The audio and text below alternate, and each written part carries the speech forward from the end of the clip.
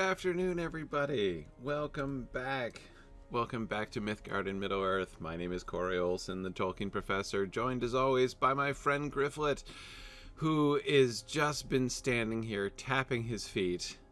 He was all camping in the woods over there, but there aren't any woods in the grass over there. But he is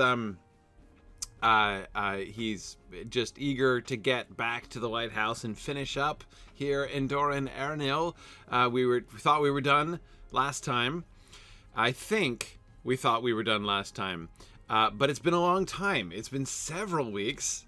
So good to be back with you guys. I haven't been actually like playing Lotro pretty much since the last time you saw me. So it's been weeks. And great to be back.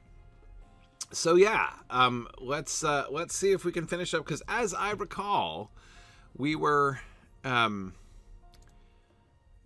was just trying to get some bounty things going on. Yeah, that's what we're working on here. Patrol Linhir's gates to Lebennin. Okay, right. I was gonna get that on the way through. Right, so there are a few splintered light. Isn't that what I'm on? Yes, it is. Okay, right. Right, Herian asked me to recover relics. That's right, these were the first, like, repeatable quests, right? And I thought I'd do them once and then leave, right? Okay, yeah, that, I think, is what is happening here. Great.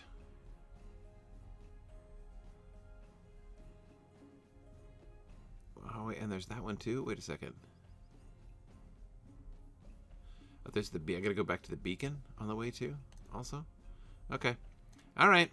We will finish up the last of these Dor-en-Ernil quests, and then we will head off, ever closer to Pelargir here. Okay, I agree, Kendall. Gryfflet is definitely not one to spoil the wonder with haste. No question. All right, so what are we doing? We are recovering relics. And we're planting a banner up on top. Okay, so we're gonna see about the relics, and then we're just gonna work our way through to the top and see what happens with relics on the way. I'm gonna kind of check out these gentlemen here to see if any of them are carrying relics. No, are these relics we're supposed to find lying about? Maybe in this backpack or this wooden chest. No, they got treasure all over the place, but not necessarily relics. Wait, oh, that looks like a relic I shouldn't be able to carry. Oh yeah, okay. So that's what they look like, huh? All right, let's give this a shot here. Okay. Keep looting. I don't know what strikes me as so funny about that command. Keep looting. Put your backs into it, men. Keep looting. If I see anybody slacking on the looting, I guess that's what's so funny about it, is that, of course, normally, if anything... Oh, man. Didn't see that guy coming around the corner until too late. Okay, how do you do... oh, boy. Now I'm looking at the midriffs of two unpleasant people. That is not good.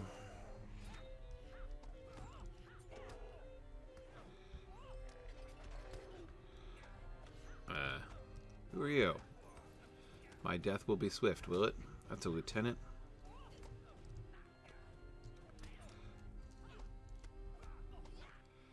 Who fears nothing, apparently. Okay, there we go. Now back to stealth. I have 2 relics now. Okay, so in theory, what deed did I complete? I missed it. Oh, Corsair Slayer. How exciting.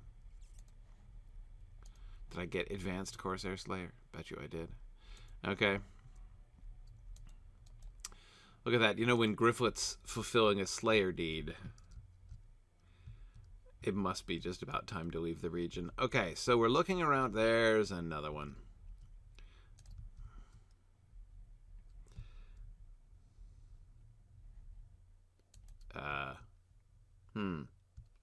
Seem to be lagging here. Okay, here we go.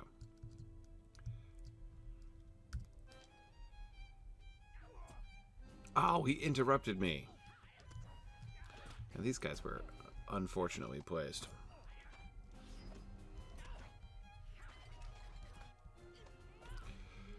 See, I could sneak up on them, but I prefer to sneak around them, you see. That's even more burglarious. Okay. 3 of them on this floor. Oop, 4 of them on this floor. I really wish picking things up didn't break stealth. Really, really wish that. Okay, so that's 4. I still want to fight that boss guy again. He was really vexing. Okay, 4 here. Going upstairs, or attempting at least to go upstairs. Okay, here we are. Okay, right, that's a guy I'd rather not fight if it were avoidable. Oh man, a half-troll crusher standing right there.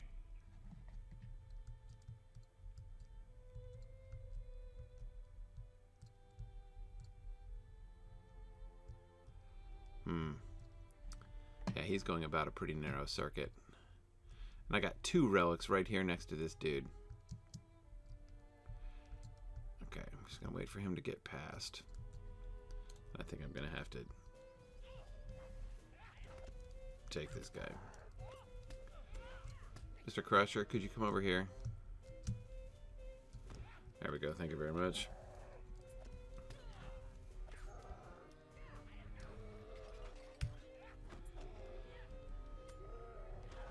Okay, there we go. Very good, Gryfflet. Now, before he regens, pick up both of these. Well, neither of his other friends are in the neighborhood. Okay, strong work here. You're right, my starry cloak would be excellent camouflage. For like being against the starry sky. Some might say that wearing like a glow-in-the-dark starry cloak might be... I can't walk through that apparently open space. Oh look, it's the little Corsair mess hall. This is cute. Right, it might perhaps say it was counterindication for stealth too. Oops. Man. Those guys just blend right in, don't they?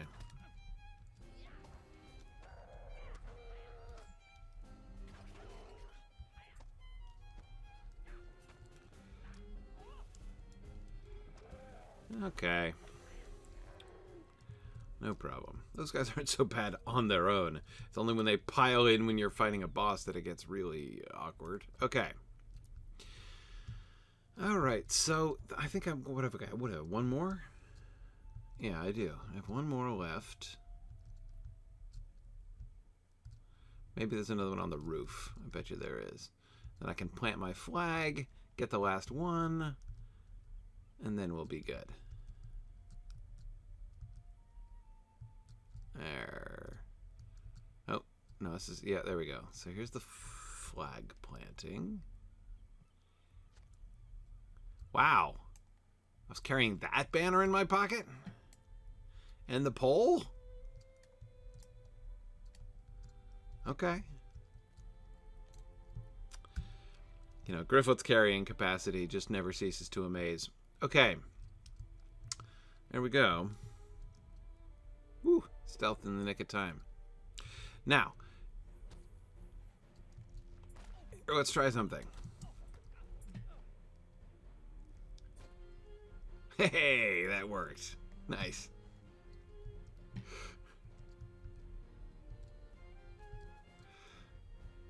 Because the worst case scenario is that I would die and then I would get moved quite a ways away from here. Okay. Very good. So, finished that. And now I just got to pop by the banner. Or not the banner, the beacon, I mean. I was just thinking about banners. And then back to Linhir. No problem. Okay. So, I'm going to get him a horse. I'm going to put on my invisibility hat. There we go. All right. And then I'm going to get to some lore questions or something. How's everybody been? Really excited to see you guys again. Of course, you know that week before last I wasn't able to be with you because I was at that London gig. In fact, well, not with the time change, but right around like the same time of day I would normally have been doing Gryfflet is when I was meeting with the showrunners for the new Amazon show. So that's what I was doing 2 weeks ago today. And then last week I was in North Dakota helping my son move and injuring my finger, by the way. So, anyway, so I'm, but I'm back now.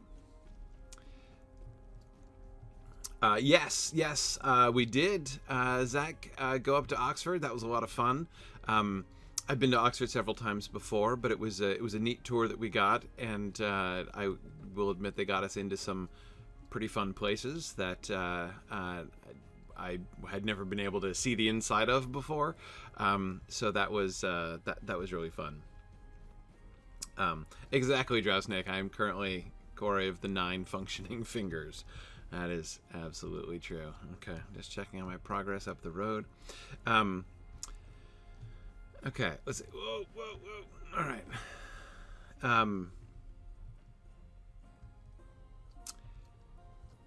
Okay, let me set up a lore question here. Happy to answer any questions you guys have who are here with me live. In the meantime, oh man, lots of, oh, holy cow, the queue has grown. Let's see. All right, let's see.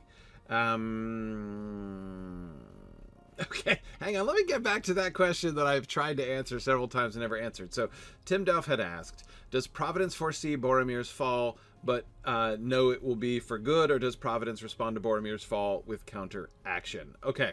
The answer to this question, I'm going to totally answer this question this time.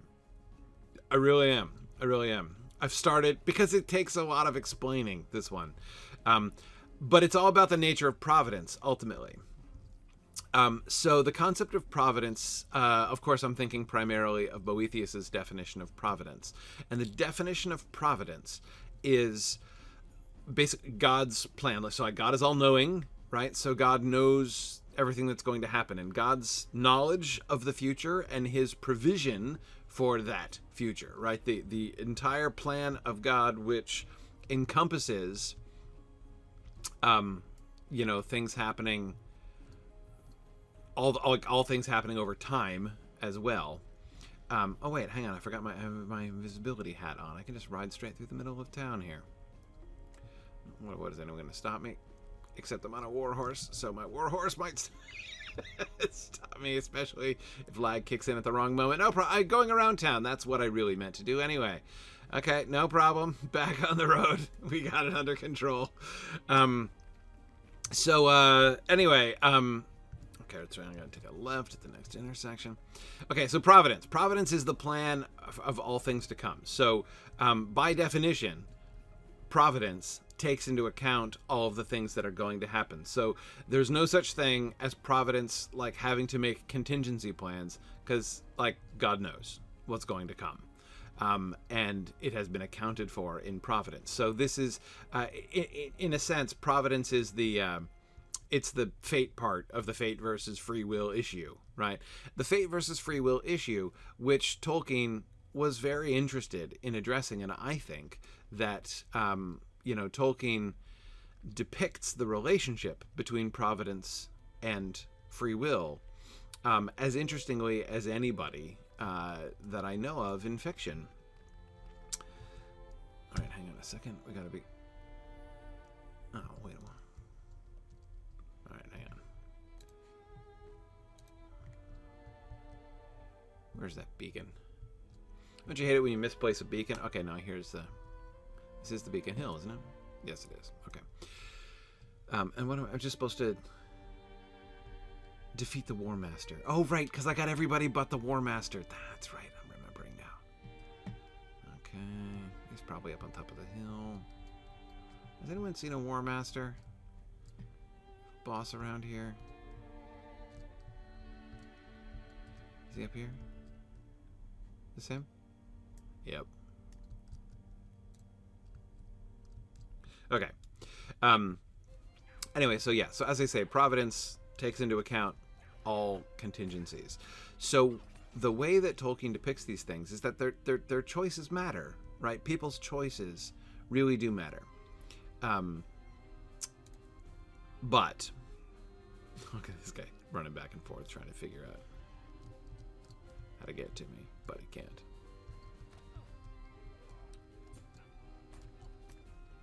Okay, now back to Linhir.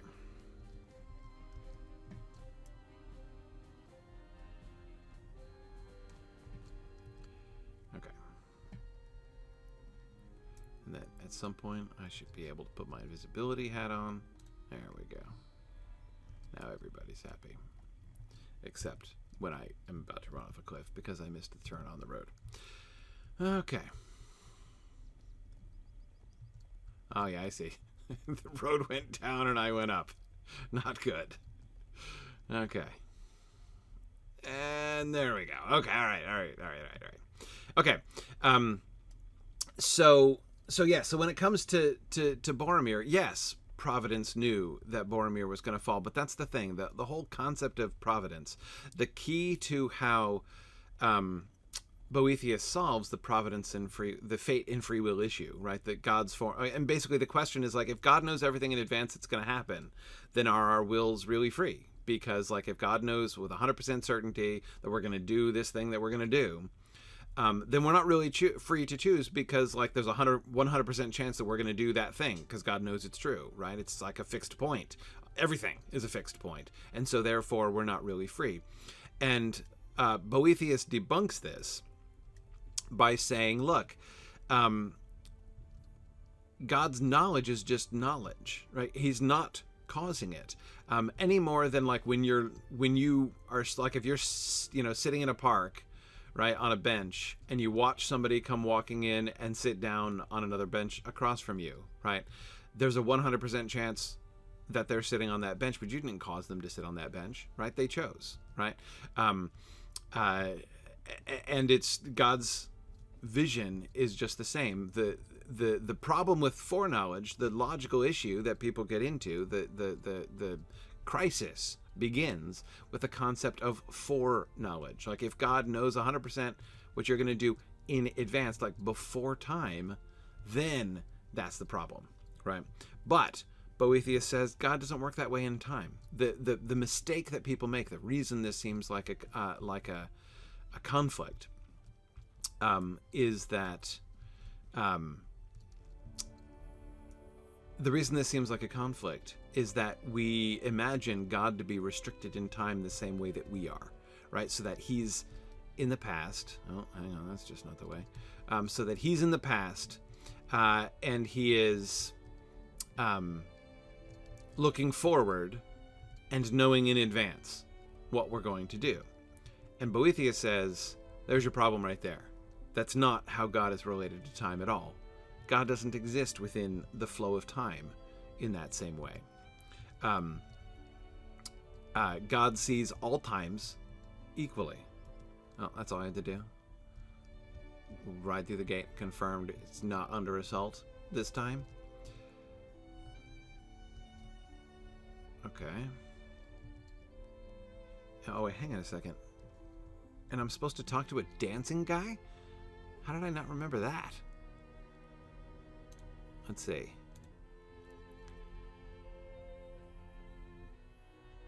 Yorn is south of Ingalad in Linhir. The folk of Linhir are concerned for the safety of Yorn, who has been acting peculiarly for several hours. Okay. Yeah, I totally forgot about that.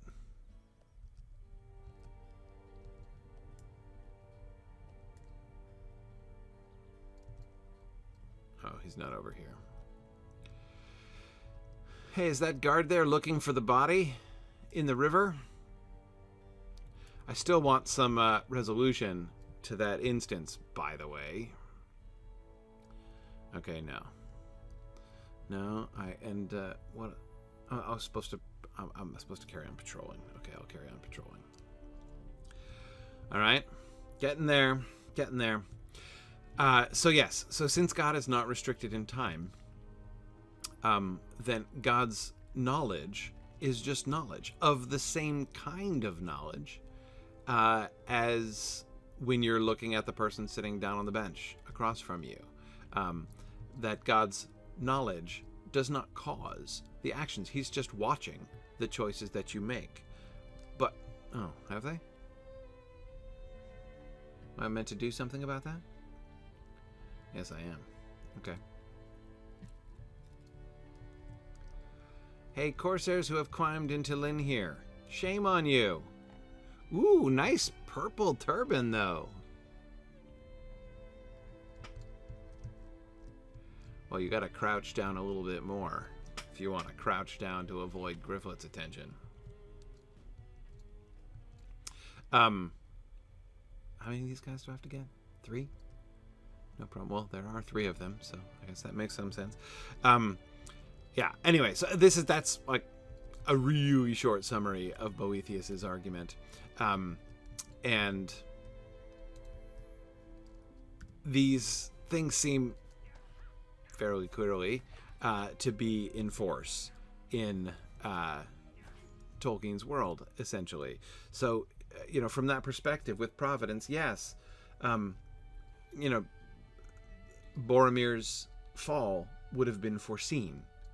And because it was foreseen, yes, it would have been it is used for good, right? Good comes of Boromir's fall. And the way, we see this again and again in the Lord of the Rings. Like, bad things happen, and yet the bad things that good things come of the bad things that happen. That doesn't mean that evil shall be good to have been, and yet remain evil. Right? That's that statement in the Silmarillion is like the sort of purest statement of this theme in Tolkien's work as a whole, and we see that happen again and again. Right? Think about the capture of Merry and Pippin. That's very bad, right, for them. But then how Gandalf points out that what the enemy has done has served but to bring them with marvelous speed to the place where they never would have otherwise have been.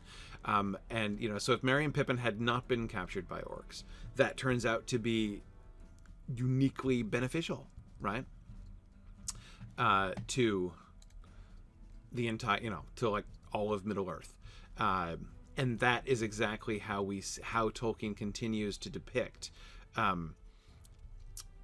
the acts of Providence. People's choices matter. It really does matter what they choose. But no matter what you choose, right? Providence has still got things under control, right?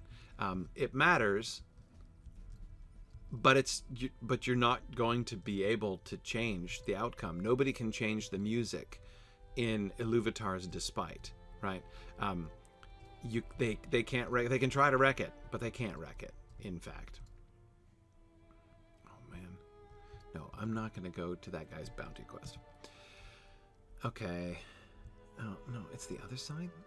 Where is that other quest ring? The Dancing Man. Where's the Dancing Man? Of course, the other. I talked about changing the music in Iluvatar's Despite. Oh, there's another quote, obvious quote, that I was just going to make about this. From Leaf by Niggle, where Niggle, when Parrish, near the end of Leaf by Niggle, is talking about how, sort of wishing that he had made other choices, right, during his life. And Niggle says, it could have been different, but it couldn't have been better. And that, too, is one of the purest statements of Tolkien's understanding of Providence, right? It could have been different. Like, if you had made different choices, the story would have been different. You're not being railroaded into your story. If you had made different choices, your story would have been different. But on the whole, big picture, it couldn't have been better. Whichever choices you make, Providence will have seen them, and in seeing them will have woven them into the story that Providence wants to tell. No one's going to, at the end of the day, no one's going to alter the music in Iluvatar's despite, right? But they can change the story. So whether you're thinking about somebody like Boromir and his fall, or something big like Morgoth's fall, Morgoth didn't have to fall. But he did choose to fall, and so the story was different, certainly as far as he was concerned, right?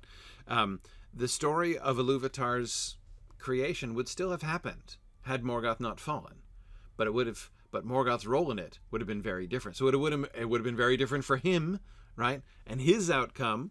But at the end of the day, the glory of Iluvatar's plan would still have come about as it is coming about now. The evil of Morgoth only creates the occasions for the grace of Iluvatar, right? So, and thus in a sense, evil shall be good to have been, in that good will come from it. Anyway, there is the discussion of Providence. So I mean, I know, Timdolf was asking about Boromir in particular, and that may seem like a very general, like sort of description of Providence, but it applies to Boromir as well as everything else of that kind. So like whenever that kind of question is involved, the answer is always yes. Like, yes, the choices matter, but yes, whatever choice was made was going to end up going to be part of the story, incorporated into part of the story. Okay, all right, I might as well turn in the quests while I'm standing right here. Erhar, there we go. Mired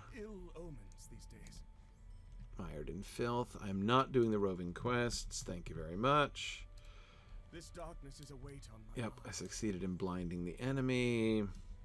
I succeeded in planting the flag. I'm probably... This darkness is a weight on my mind. Far to the west? Oh, come on, man. No. No. I'm done. I said I would do that one batch, and I have. Now I just gotta find this dancing fool. Where is he? Hey, is that where the... I didn't see that quest ring. Was that always there? Okay. Alright. Then let's go see the dancing guy, who hopefully is dancing on account of finding... I've forgotten the name of the third brother. Third brother who went over the edge while I stood there doing nothing in the instance, and was undoubtedly rescued by the River Maid, but I haven't run into again yet.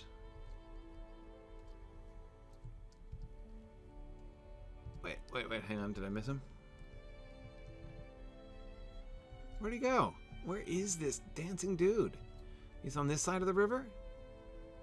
The river makes the quest arrows in this city of dubious reliability. Okay, no, he's here. He's here. Okay, oh, there he is. There's the dancing guy. Okay. Alright, dancing guy.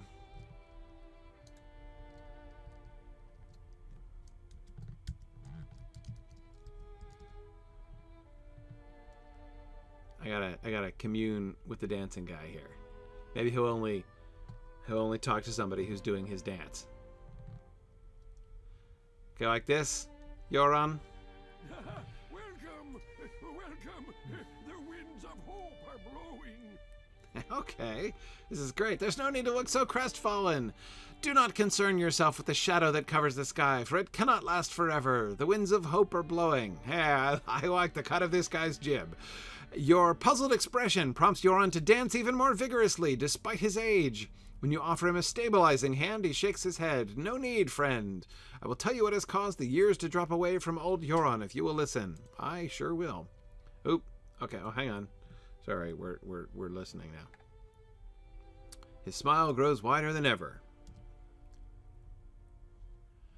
great silent host swept down from the north, driving fear into the hearts of those engaged in battle at the city, both foeman and defender alike. The host has moved on to the east, but I saw from afar the man who rode at its head, and I knew him. This man bore the very visage of Thorongil, the great hero of Gondor, who I once saw in my youth, nearly 20 years ago. It was who gathered the great fleet at Pelargir and sailed it to Umbar, utterly breaking the spirits of the Corsairs and smashing the walls of their fortress. Now he has returned, and the years have not touched him as they have weathered me. His strength remains, timeless and unchanging. He will destroy the Corsairs as he did before. So that is why I celebrate, and you should too. Follow in his train, friend. Defeat Haradrim and Corsairs in Lebennin, and find him at Pelargir. Show him badges of the enemies you defeat, and he will know the people of Gondor have not forgotten him. Thorongil! Thorongil! Okay, that's awesome. Keep dancing, man. Keep dancing. That's a really great touch. The bringing in like the old dude who remembers Thorongil. That's pretty awesome. All right. So, and I think that's it. No. Oh wait, I've already handed these in. Okay, hang on. Glanian and Gleed. I might as well hand them in before I leave. Just a second here. Okay, so wait a second. Let me put those back up. So that bounty guy I was spurning was not trying to give me a new bounty. He was trying to give me the bounty I'd already earned, right? Yes, indeed. I looked too quickly. Hey, no problem. Thank you for the... I'll give it in to you too, right? Yeah, no, I'm not going to do it again, but okay. And then where's the other dude? No. You're kidding me. You're absolutely kidding me. He's way out there? Ugh. Is the XP worth it?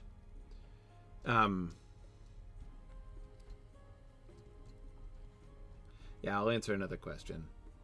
And then we are totally blowing this town here. Okay. All right. Hey, so great new question here.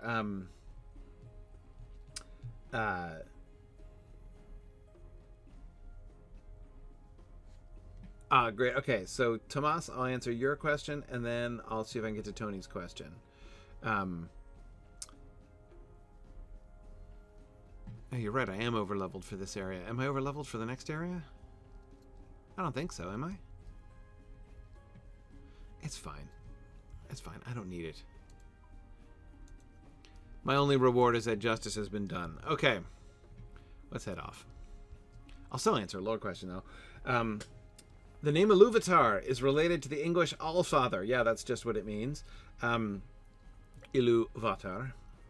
Allfather, widely used in Anglo-Saxon and Norse mythologies, but mostly referring to Odin. It is mentioned in the poem Beowulf, but who are they referring to there? The Christian god or Wotan? Oh, in Beowulf? Oh, yeah. No idea. That is, your guess is as good as mine. I think the Christian god. I do believe that the author of Beowulf was a Christian. And my suspicion there, Tomas, is that, like, there's your answer, right, to the next question. Who is the inspiration for Tolkien's? Tolkien is clearly the context in which he talks, Eru the One, right? He is clearly not, like, just referring to Odin or Wotan. And Eru is not, a figure like to Odin, right, within his pantheon. He is Eru, the One, right? But he does use the name Allfather, Iluvatar. And I think that he is doing like the author of Beowulf, whom I believe to be a Christian, and who is therefore kind of taking that title of Odin and applying it to the Christian god in order to sort of make, basically the claim would be Odin is called the Allfather, but that's only used in this sort of like partial, limited, way related to the stories of Odin, right? But, God, the One, is truly the father of all in a much more profound way than has ever been true of Iluvatar, of Odin, right? So, he's like the true Allfather. That's a kind of move which was often used of, comparatively recently converted Christians within a context of a culture that still either is partially pagan or still like has strong memories of its pagan past. That kind of recontextualization, right? So I suspect that it was in that sense that he was using Iluvatar in that way. Again, notice the way it works within Tolkien's mythology, right? Which comes first? Odin being called Iluvatar, being called Allfather, or Eru being called Iluvatar? Well, Eru is called Iluvatar by the elves, long before the stories of Odin came around. So you see what he's done, right? By calling Eru Iluvatar. Is somebody attacking me? Somebody is. How rude. Oh, look, some mounted combat. I haven't done this in a while. Yeah, and there's a reason, too.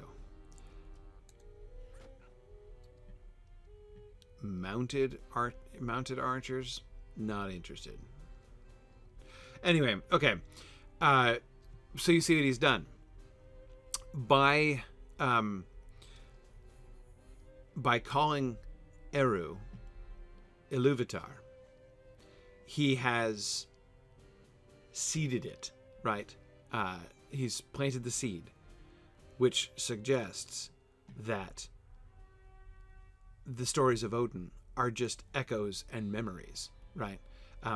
The human mythologies, especially those Germanic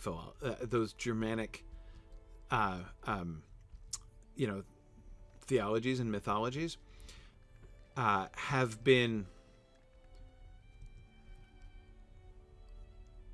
influenced, right, by the stories of the elves, especially as they have come in from the Númenorian refugees, right? And so Eru is the real Allfather, right? Anyway, that seems to be the way that this sort of works, and the way that Tolkien has that set up, I think. Okay. Oh man, Kendall, yeah, I agree. Sometimes mounted combat makes me really wish to be a hunter. I will also say that of all of the mounted combat I've done, I have most enjoyed mounted combat as a lore master, for I think a similar reason. So there's a town up here which is marked by a little quill pen. Oh, that's a task board? Okay, hang on a second, but I think I missed a town. I did. I rode right past a little town. And a big town. What is going on here? What is the state of my vector quests around here? Okay, hang on. All right. Okay, so I got nothing left there. Lower Lebennin. Talk to someone in Sarnhad. Okay, there's my vector quest. Do I have any others? That's my Eastern Gondor quest. I think that's my current vector, right? Okay, and it is indeed the town I skipped. Okay, all right, hang on. Now we're back in business here. Okay.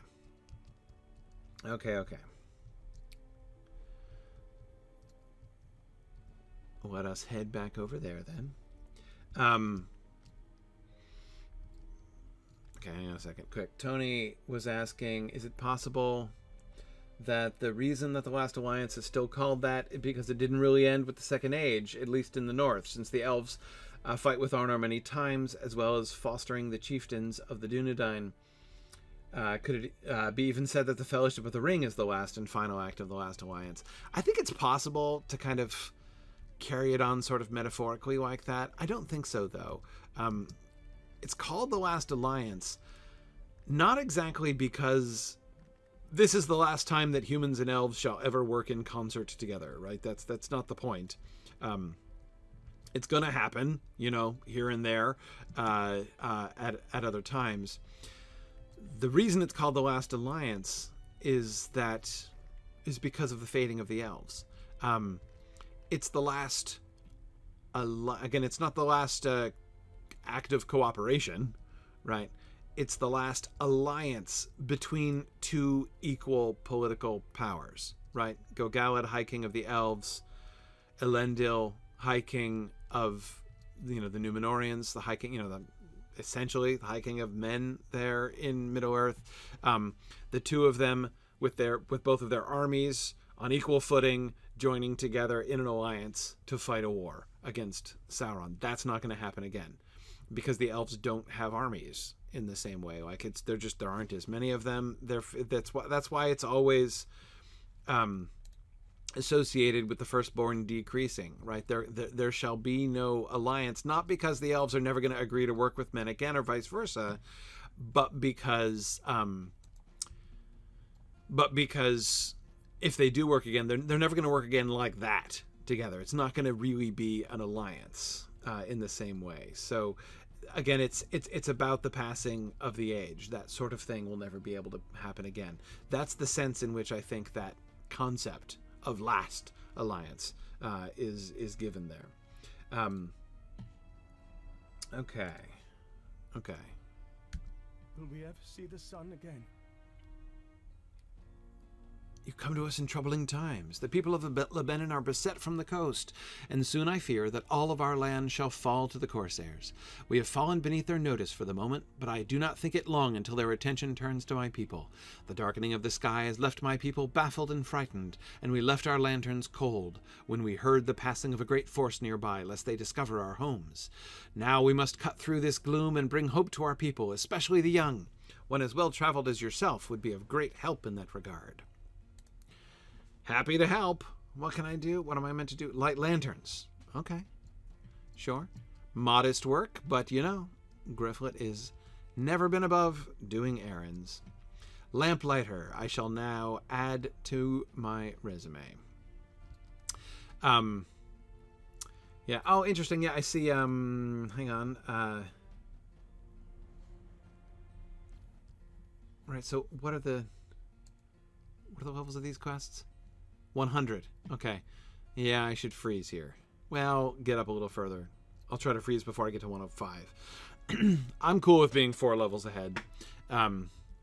As a burglar, I'll take any advantage I can get, but I don't want to place myself out of any quests is the main thing here.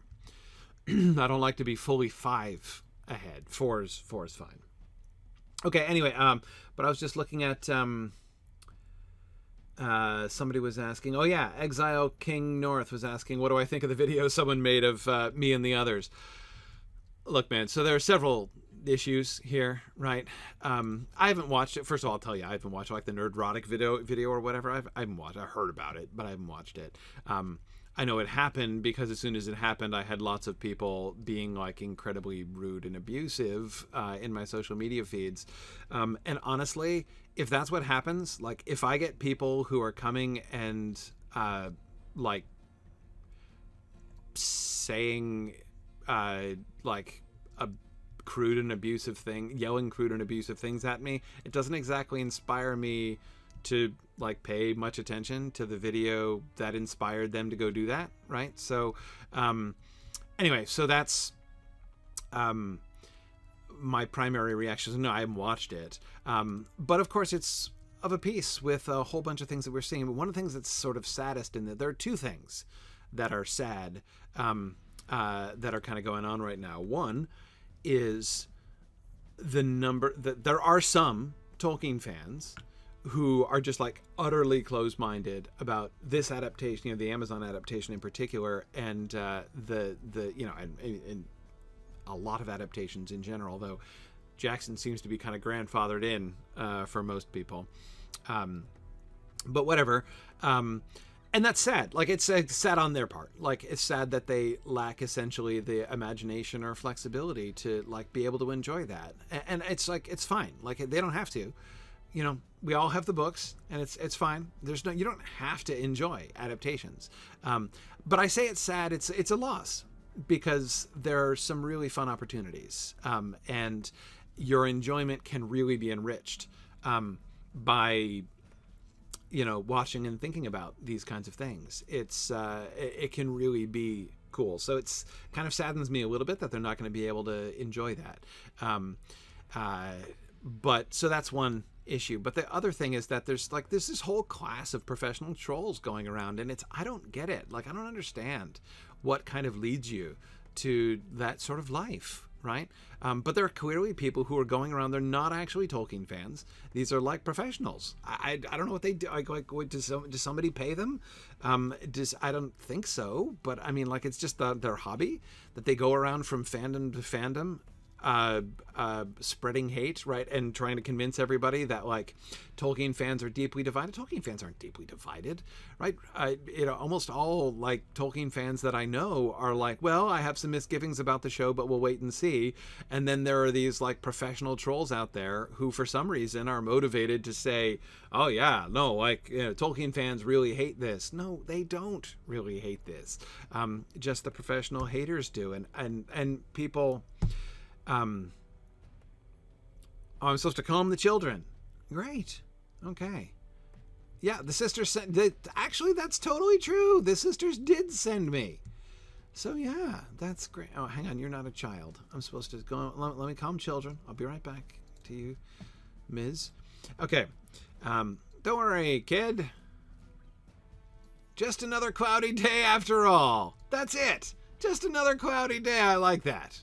I like that a lot. Yep. It's just another cloudy day. It's pretty cloudy. But, you know, at the end of the day, it might clear up. Well, I'm going to work on keeping those cruel men from you, yes. Yeah, and Phil, you're absolutely right. Yeah, I think it was Nick who pointed out that we talk about the Jackson films, not the New Line films. See, I'm trying to stop myself from calling it the Amazon show, because Amazon is not very what really matters. Yeah, it's the what Payne and McKay show. I mean, that's. If you're going to give Jackson credit for it, you should give the showrunners of the new show credit for it. Anyway, that's yeah.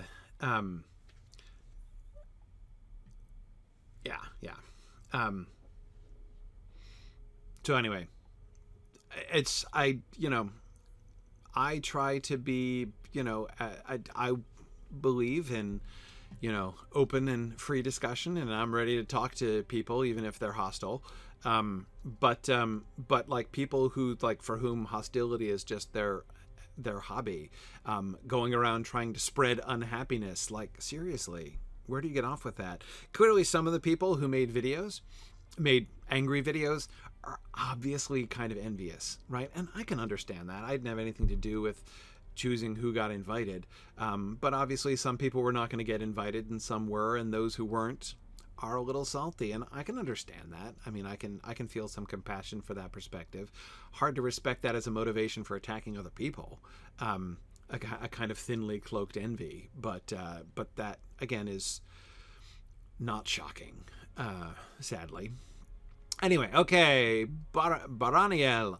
A terrible fate has befallen the people of Ethilorn. That's not where we are. We're in Sarnhad. Okay, so you're telling me about another town? Tracking with you.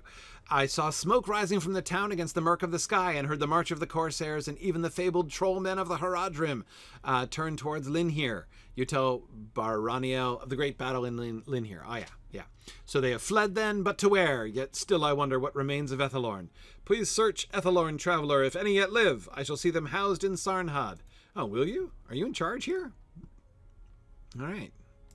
Bar-Ernil is the lady in charge here in Sarnhad, ready to take in refugees. These people of Sarnhad are with it. I'm supposed to search the ruins of Ethilorn, yeah, for survivors. Okay, well, that's Ethelorn down there. Okay, got it. I was hoping for a vector to the next town. Now we're back on track. Yeah, Edith, I agree. A lot of the animosity is just Bezos hate. Yeah. Agreed. And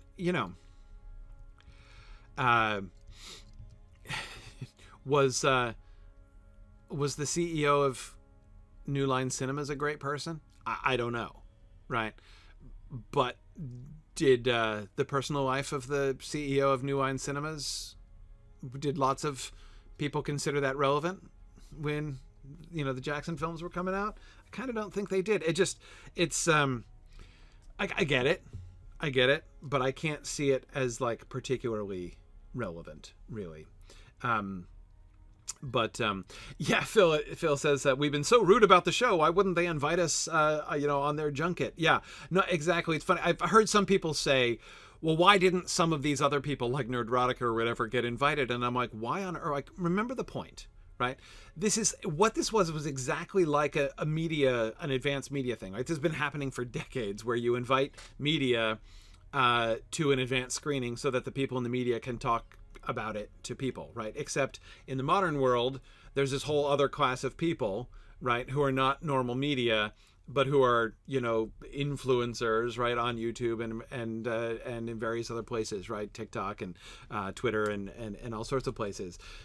So they invited us as well as the media. The media was also there. They had 2 sessions that day when we met with the showrunners, one for us and one for the media, right? The sort of the regular media, mainstream media. It was a media advanced screening. Like, that's it's been a standard practice for a really long time, right? But no, they didn't invite. Strange that they didn't choose to invite the media outlets whose entire identity is defined on hating everything they see and being angry and outraged at everything and stirring up anger and outrage. Like, if that's your bag, probably no. People who are interested in like doing marketing for stuff are probably not going to invite you to stuff if your entire bag is hating things and stirring up outrage. So like, it's just like ridiculous. Like, who would do that? Why would anyone do that? It's crazy. Yeah. Oh, Drowsnake, I'm not a big fan of the word influencer at all. It really makes me uncomfortable. Yeah. Okay. This morning to no sun, no light of day. You have my thanks. I do not wish for my children to grow older, filled with fears of darkness and war. Let us hope that when this war comes to an end, a better world shall be left behind for those who remain. Man, the people of Sarnhat are pretty chill, right? I mean, they're even keel. I like it. Okay. So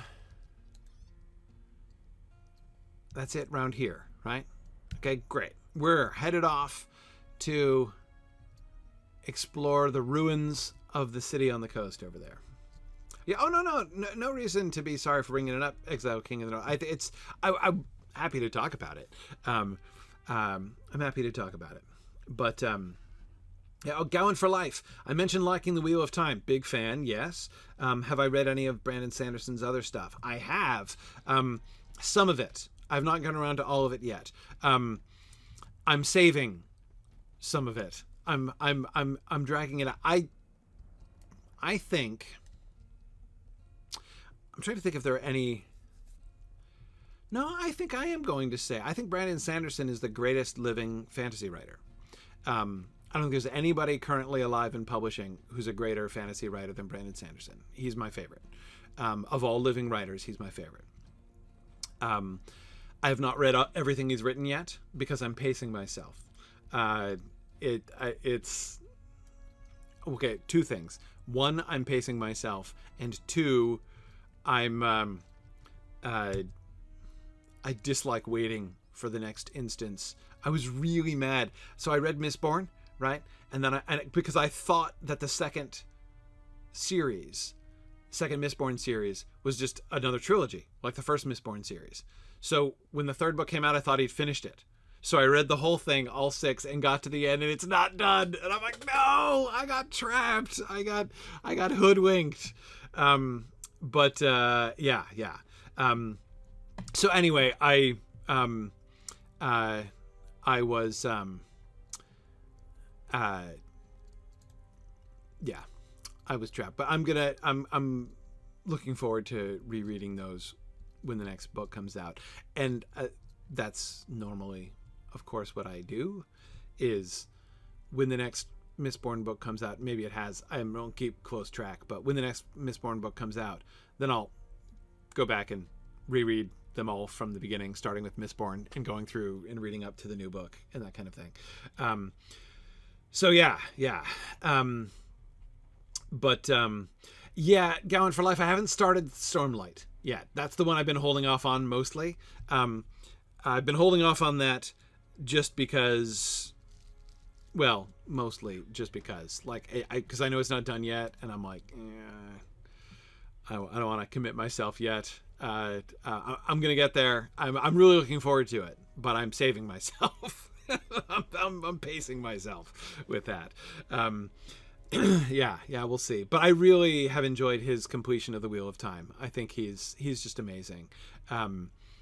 Big fan of Brandon Sanderson. Okay, Corsairs have taken Ethelorn and seek to use the port town as a means to renew their attacks into Linhir and Lebennin. They must be defeated before they can mount a new assault against the people of Gondor. Okay. All right, so it's just a kill 10 quest. Okay.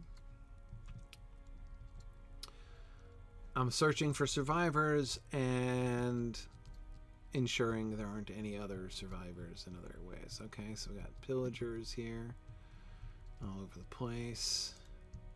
Not seeing any survivors. Okay.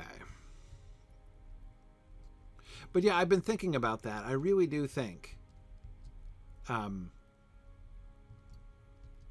in my opinion, Brandon Sanderson is the...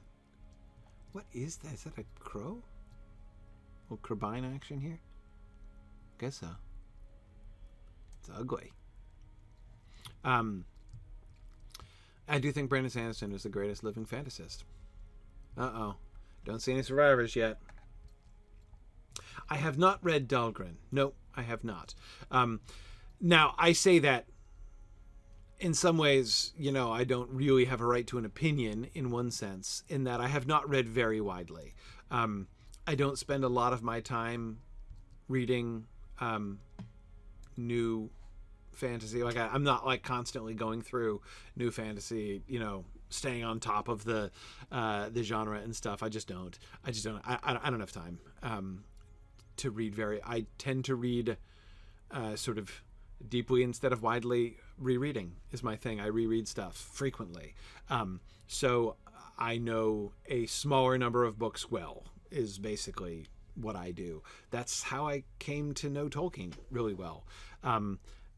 Rereading and rereading and rereading it, right? That's what I do. It's my natural inclination anyway. And I would rather have a deeper knowledge of a few things than a superficial familiarity with lots of things. And that's kind of what I have to choose. If I just were to be reading new fantasy all the time, right? If I had read once, a whole lot of books, I wouldn't know much at all, right? I mean, it would be hard for me to talk about anything, because it's hard for me to talk about something I've only read once. I have to read it at least twice in order to really be able to kind of think through it and appreciate it and be ready to talk about it. So anyway,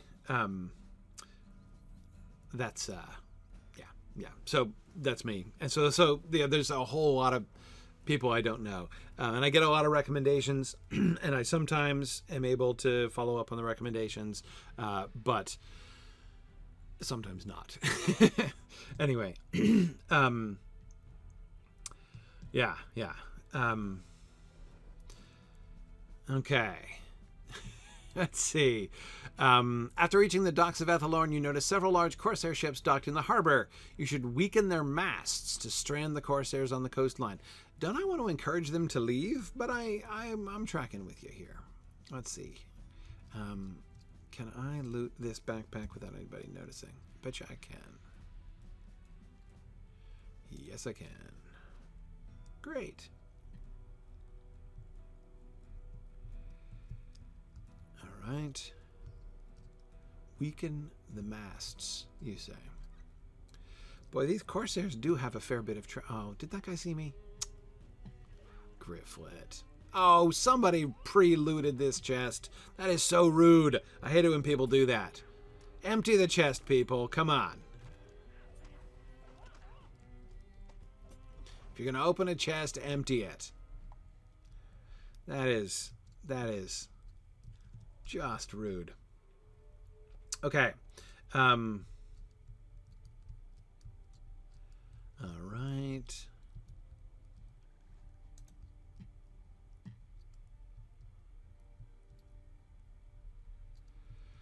Let's see. Exile King of the North. Which children are you talking about there? Are you talking about the children of Hurin? Is that what you're talking about there? Or, oh wait, hang on. Is this a survivor?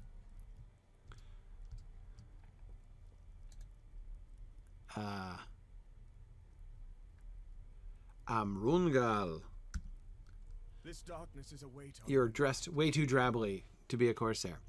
You surprised me, stranger. I thought they were coming to strike me down at last. I tried to fight back when they sacked the town, but they merely wounded me before they were called away. A dreadful man in red passed through Ethelorn and took the Corsairs with him. The Corsairs returned in a time, but they have not yet thought to seek me out. The others, though, I do not know what has become of them. I fear many of my people have been taken as slaves, but I swear I have heard the sounds of death rise in this gloom. Seek them out, my friend, I beg you.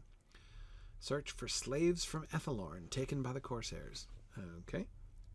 And hang on. Not but ill omens these days. Much has been lost to the Corsairs, life, land, and now our memories. I care far more for the lives of my folk here in Ethelorn, but I know many who would be grateful if their family heirlooms survived. Okay. Search the town and the Corsair ships. If you can find anything of note, return it to the people of Sarnhad. They are hale, trustworthy folk, and could look after them until we reclaim Ethelorn. I'm glad you are here to aid us. I shall try to escape once you have thrown the Corsairs into disarray. Aha! Okay. What's the aha about? Okay. No problem. All right, no problem. Let's see. Right, so, okay, and I'm getting Corsair badges from these guys for the Epic Quest, right? And I have how many? 12 masts I'm supposed to weaken? Yikes. Okay.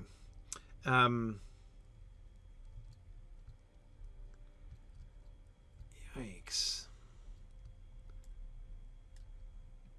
Uh-oh. This looks like a non-survivor.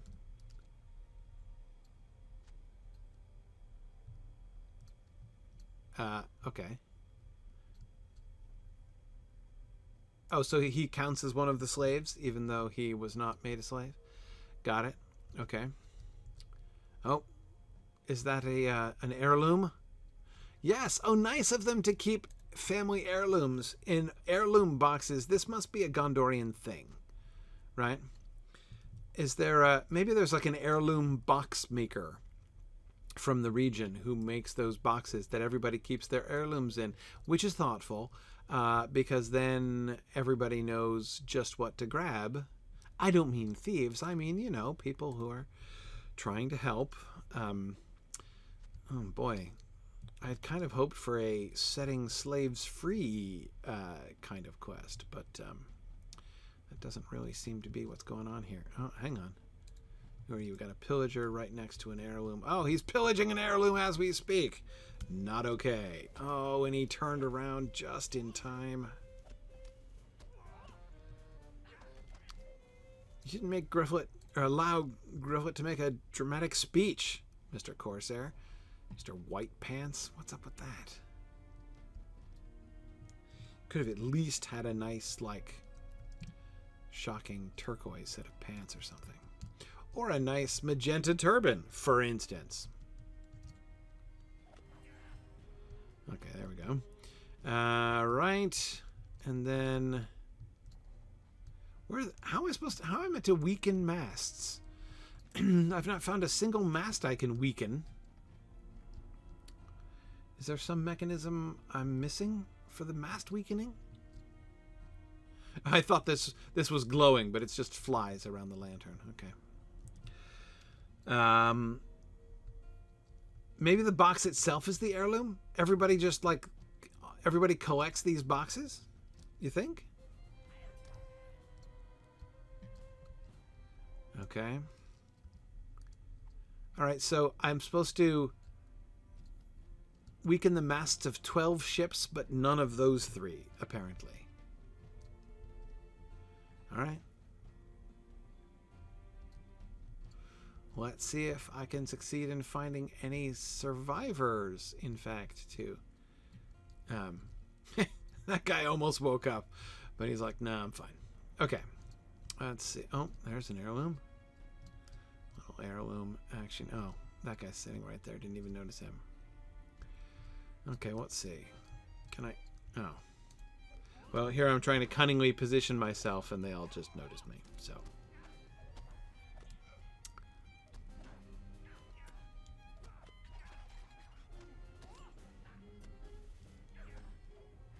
Okay.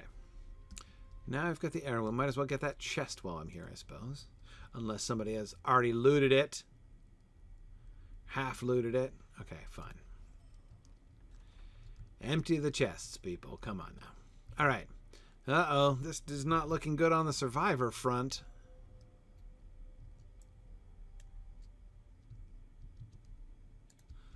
Oh, there's another non-survivor.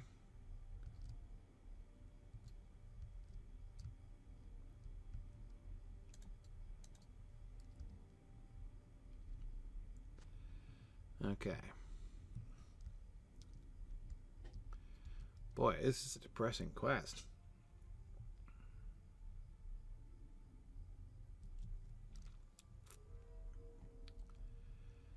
Okay.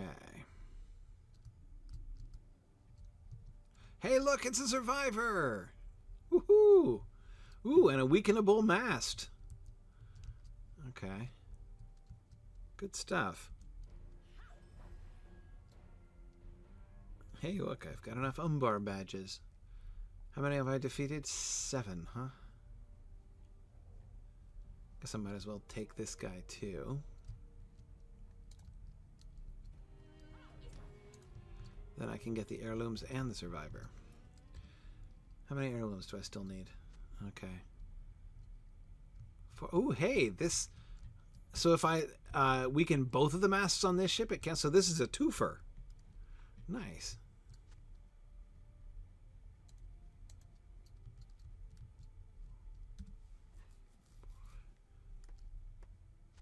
Alright. Weakened that. I'm going to weaken this one. Excellent.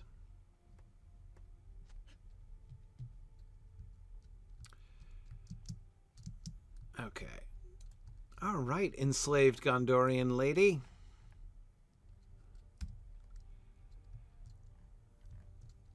Their stench? That's your complaint? They smell bad? Oh, it's a threefer. Oh, yeah. Okay.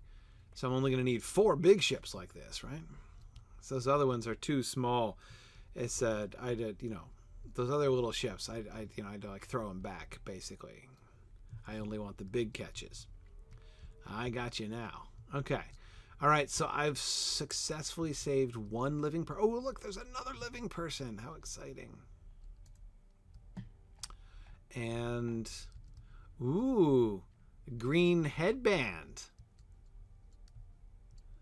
I like it. I like it. Oops. Tried to talk to him instead of hit him. Little too pacific there, Gryfflet. Be a little more proactive. Hey there. Oh, they took your shirt? Did you have a really colorful shirt that they cut up for scarves? Maybe you did. Might be the problem. Okay, let's make with the masts here.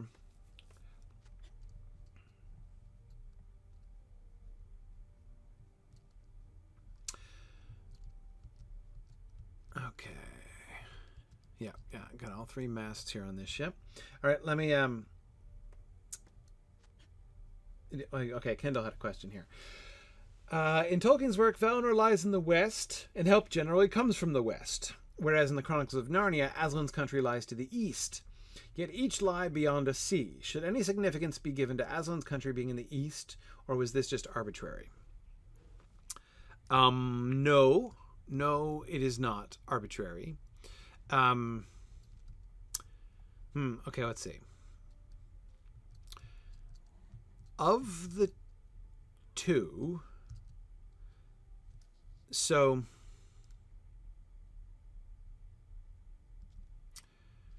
why is Tolkien's mythology so eastward oriented and Lewis's mythology, or so westward oriented, and Tolkien and Lewis is eastward oriented? Okay. I connect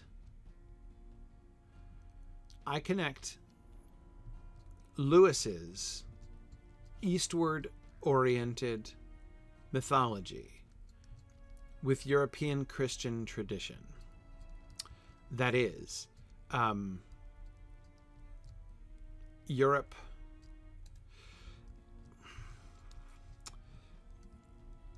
The front door. If you stand in the front door of a European cathedral, anywhere in Europe, and you stand there looking down the stairs, what direction are you facing? Do you know this? It will be true everywhere. So again, you're standing in the doors, framed in the doors, right? Like you just got married in the cathedral and you're walking out, right? What direction are you facing? This is a quiz. Anybody know the answer to this one? I mean, this guy's currently pillaging one of the corpses. Very sad.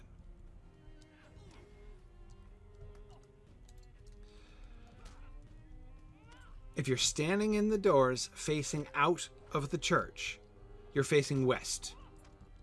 The architectural name for the front of a church, of like a European Christian church, is the Westworks, because it's always on the west face of the building. If you enter the cathedral and you walk down and you're facing the altar of the cathedral, what direction are you facing? East, always east. When the priest faces the altar and holds up the Eucharist, they're always facing east. All churches in Europe do that. That's a thing. That, I believe, is why Aslan's country is in the east. For the same idea. It is like an iconographic association with the with the rising of the sun, right? The rising of the sun taken as a sort of metaphor for the rising sun, for the risen sun, for the resurrected Jesus, which of course is what is being enacted in that moment, right? So that is the Eucharist, right? This is my body and all that kind of thing. So it's a way of kind of tying that to this larger cosmic metaphor, right? This larger cosmic symbol, right? You've got the smaller symbol of the Eucharistic bread being broken, and then in the background, sort of the larger and cosmic symbol of the rising of the sun, right?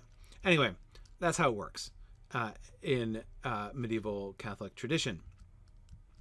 And I believe that it was therefore, when choosing a direction, Lewis was like east, because that's the direction that Aslan comes from, right? And so that would be fitting in that way. Okay, so yes, it's Phil. It is often true that, especially in parish churches and stuff, you might go in and out a side door, right? A smaller door in the side, but the main Westworks door. Anyway, so but now Tolkien didn't use that same metaphorical / mythological / iconographical landscape in his world, right? he had people sailing to the west from the beginning. And I believe that the reasons for this lie in the roots of Tolkien's mythology and kind of what exactly he was doing when he started up.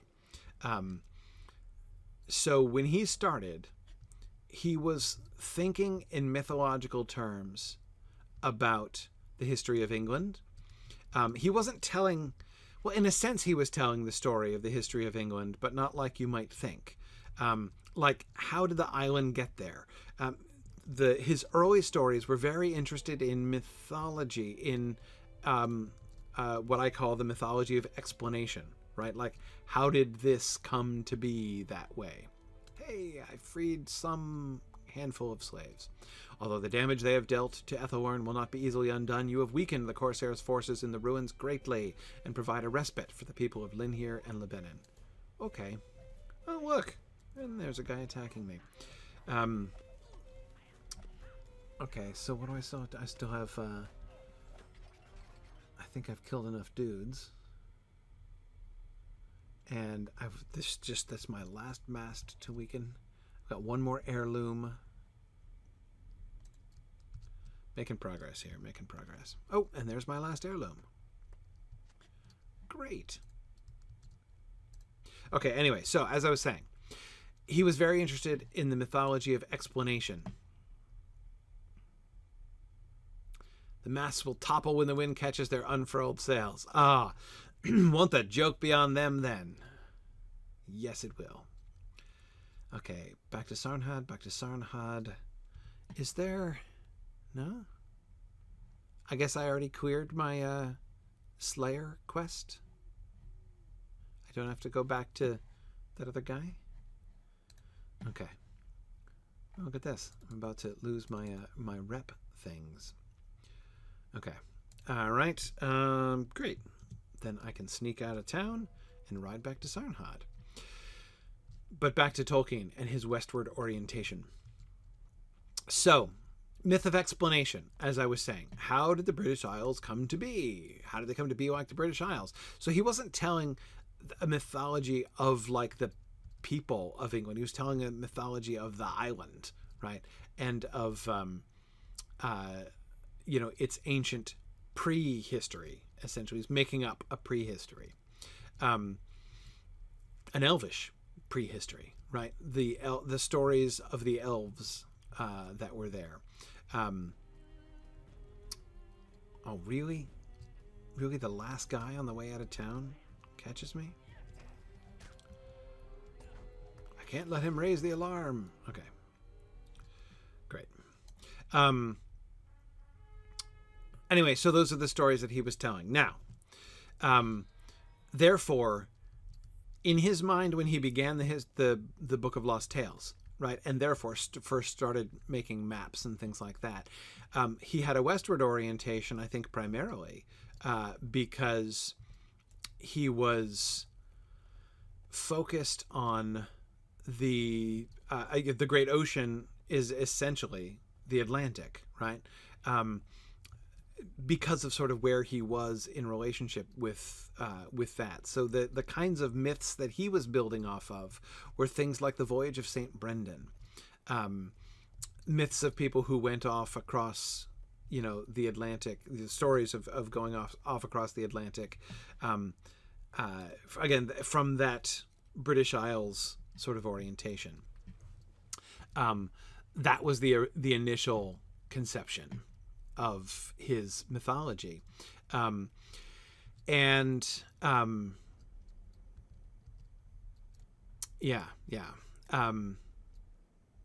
the way, you can begin to see how... What has become of our lords in the east, I wonder? The bloodlust of the Corsairs shall ever be... You doubt it'll ever be sated. Yeah, me too. Nor shall their fashion sense ever be tamed. We shall care for the wounded. We shall see them return to good spirits in time. We cannot lose hope yet. Agreed. Okay, I'm supposed to store... Do you know anywhere I could store heirlooms? Baranio?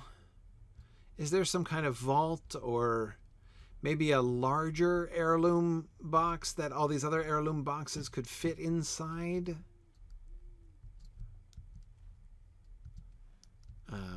Over here.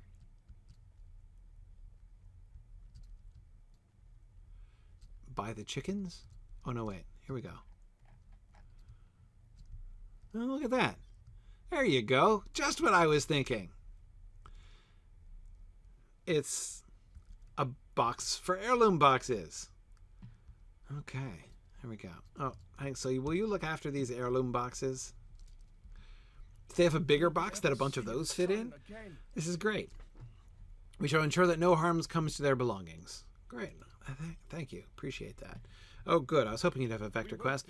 You have been of great help to us, but one of your skill would do well to join our forces to the east. However, the Corsairs and Haradrim have seized much of the land to the east, and the road is unsafe for travel. I would beg that you travel north through Malbarth before journeying east to the beacon's settlement of Ost-Engelbed.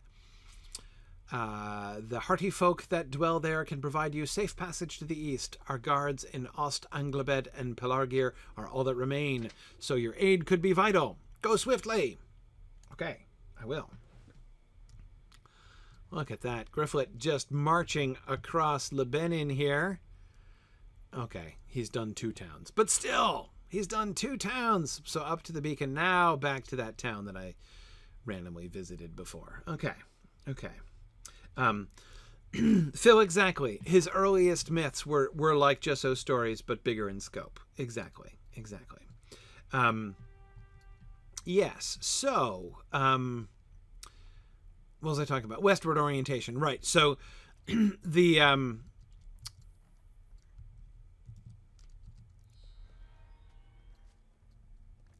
voyages of exploration, I don't mean like, Magellan and Columbus or anything like that.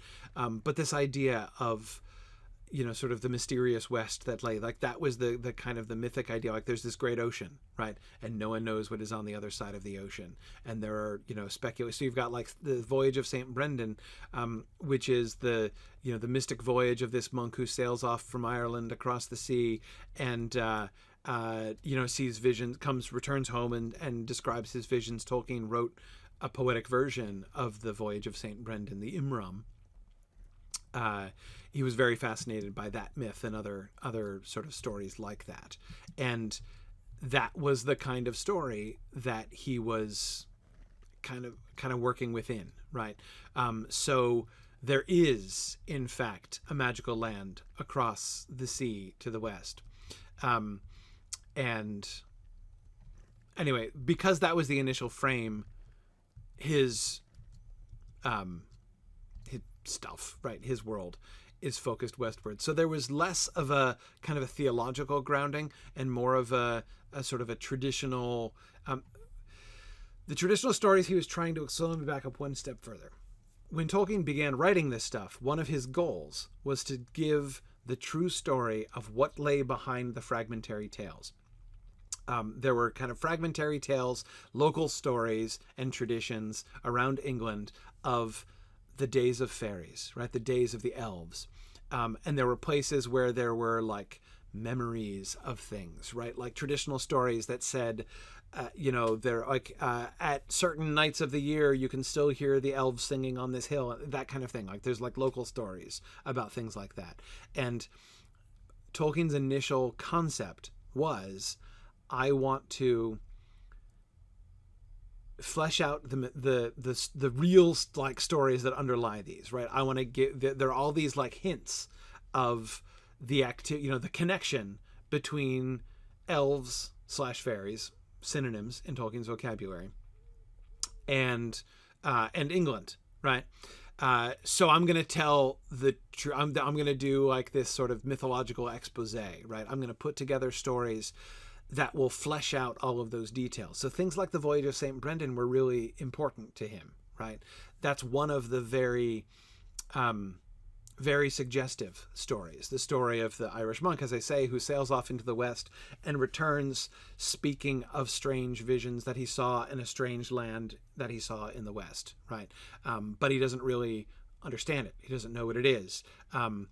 And so, again, Tolkien is setting out in his stories, initially, this was his plan, to give the substance behind all of those glimpses, right? And so this is why he's oriented west, because many of those glimpses tell of mysterious lands in the west, mysterious islands in the west, and a far green country, right, spied from a distance. And so there's a real substance to that. Yep, it's Tolaresia, it's Valinor, right? And so he began with that orientation. And there he was, right? And all of his stories grew from that.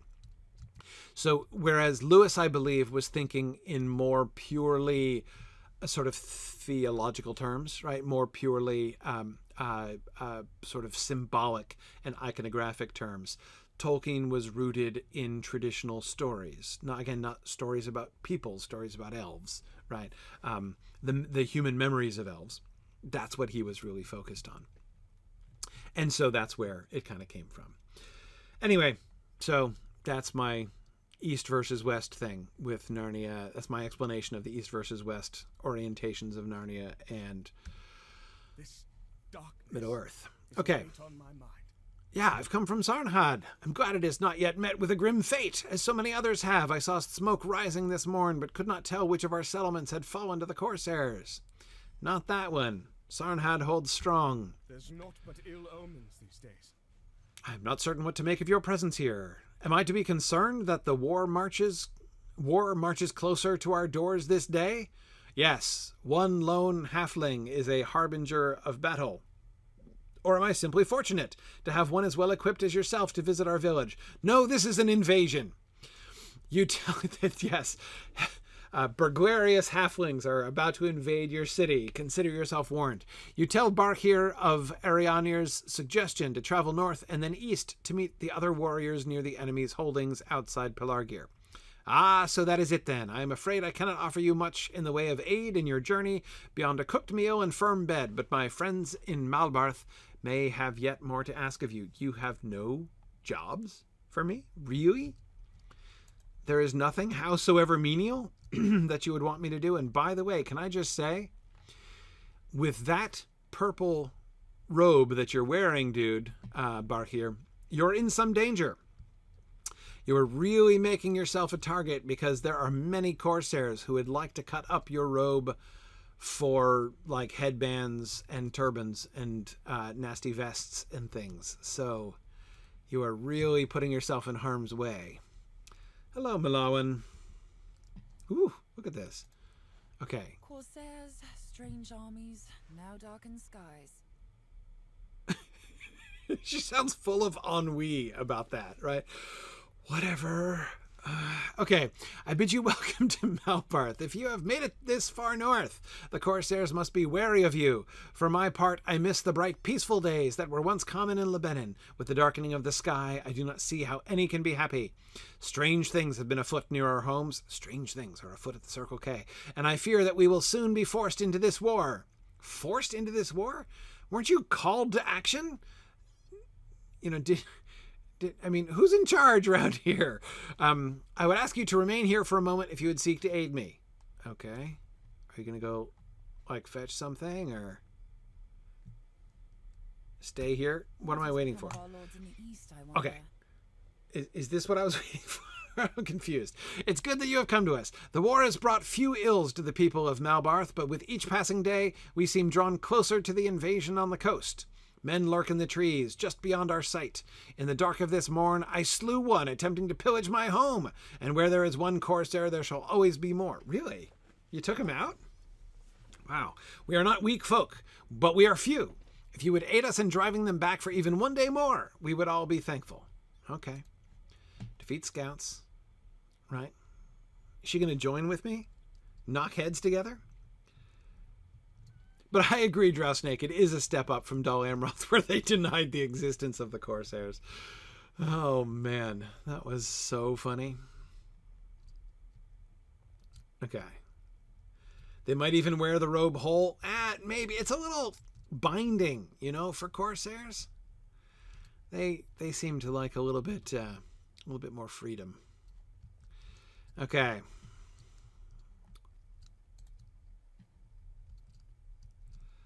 Lendethil. What strange darkness covers the sky? I have heard word from Ost Anglebed that Lornost fell to the Corsairs. Their stone walls did nothing to repel the Corsairs and Haradrim, much less those horrible half-trolls. What hope do we have? I am sorry, I do not wish to speak more of this. It's too soon. It's too soon. Okay. That's okay.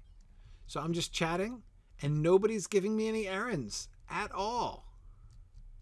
Oh, wait, hang on. There's somebody else over here who wants to chat? What, behind the pigs? No, there's nothing behind the pigs.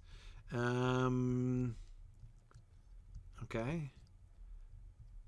No, I'm just defeating Corsairs. Talk to Arvaith? Where's Arvaith? Way the heck up there? Really? Okay. So tell you what. Let's sweep south of the town. Whoops, we're running out of time. But we still have a few minutes. Let's sweep south of town. Looking for Corsair scouts. And we'll loop around until we get to... Man, I can't... This dawnless day. I can't see anything with my light here. Oh, look. There you are. Just ran right into you there. Okay.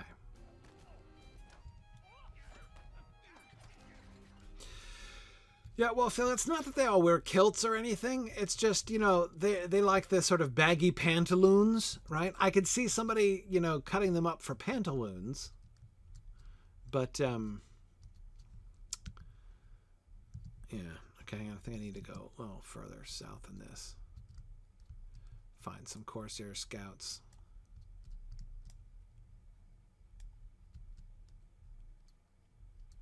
Okay, I've got a deer there. Towards which I need to show all... Oh, man, he was hiding. Oh, he was well concealed. He was in the bushes there. Okay, it is to my shame I have not succeeded in sneaking up on one single scout. There's so many deer around, and I'm just like skirting the deer with all due and appropriate caution, such that I keep... Who invited this guy? Meddle. Okay, I guess he's got a purple cummerbund.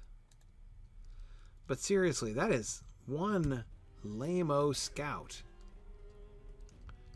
How can you expect to function as a scout wearing an outfit that drab?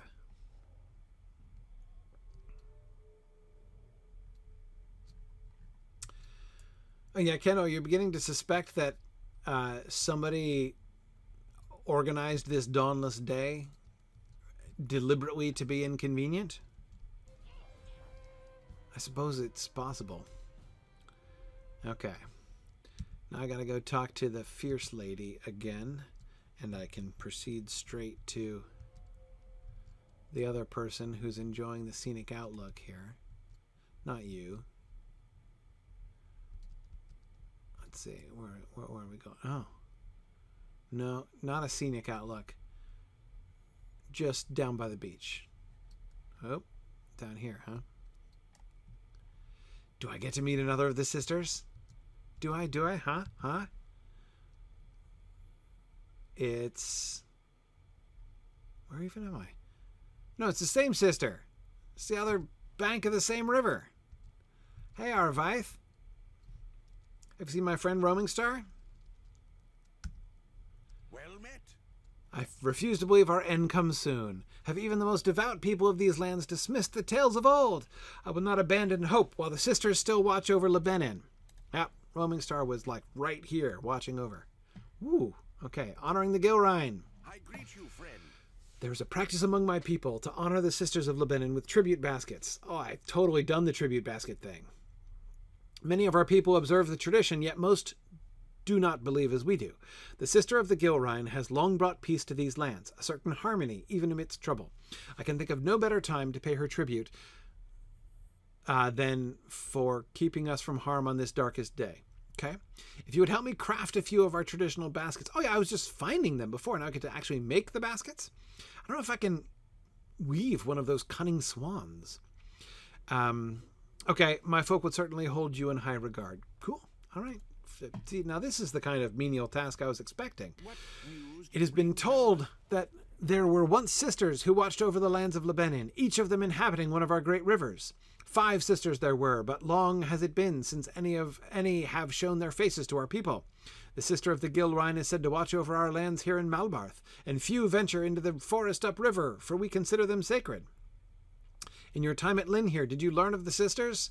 Oh, more than that, man. You tell Arvaith of your meeting with Roaming Star and the power she wielded over the river Gilrine. Even I begin to doubt. If you speak true, this will be a time of great upheaval and rebirth in Lebennin. Go back to the others. You must tell them of our sister's return. Cool. Yeah. Okay. Oh, and we are just about out of time. What do I need? I need reeds for the baskets. Right. Okay.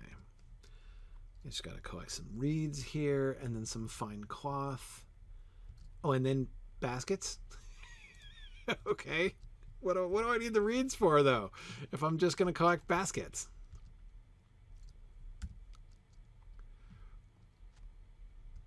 Little confused, but that's okay. Oh, yes, I'm going to get to raise the spirits of the people of Malbarth with the story. So hang on. Got to make sure. Yeah, I'm good. All right. All right, I better get back to town. Then I'm going to have to go. Don't want to abandon my offspring on the side of the road, so I am going to have to go. All right, so I am going to have to go, but I will be back soon. Unfortunately, I can't do Gryfflet next week, so there's going to be another short hiatus. The only thing I can say is that after next week, I will be back until Mythmoot. So throughout the month of June until Mythmoot week. I'm just going to nick the cloth off the... Okay. Fair enough. Anyway, yeah, so I will be... I'll be back on the... What is it? 3rd, I guess, of June. And I'll be back until the 23rd. 24th. That week I'll be at Mythmoot, but the rest of the time I'll be here doing Gryfflet. So looking forward to that. Hope some of you can join me at Mythmoot this year. It's always a great time at Mythmoot. And we got a bunch of regional events coming up, regional moots happening. We're coming to Ohio for Buckeye Moot in July. We're going to be coming to Denver, to Kansas City, to up here in New England, in New Hampshire, to where else are we going to? Southern California, Carlsbad. So anyway, all kinds of fun stuff. So looking forward. So I miss you guys again next week, but I will be back on the 3rd as Gryfflet continues his questing across Lebennin. We are really getting there now. So that'll be fun to continue. Thanks everybody for joining me today, and I will see you guys in a couple weeks. Thanks. Bye now. Thanks for joining in on my rambles around Standing Stone's brilliant digital adaptation of Tolkien's world. If you enjoy these adventures, please consider supporting this and other entertaining educational programming by donating at signumuniversity.org/fund.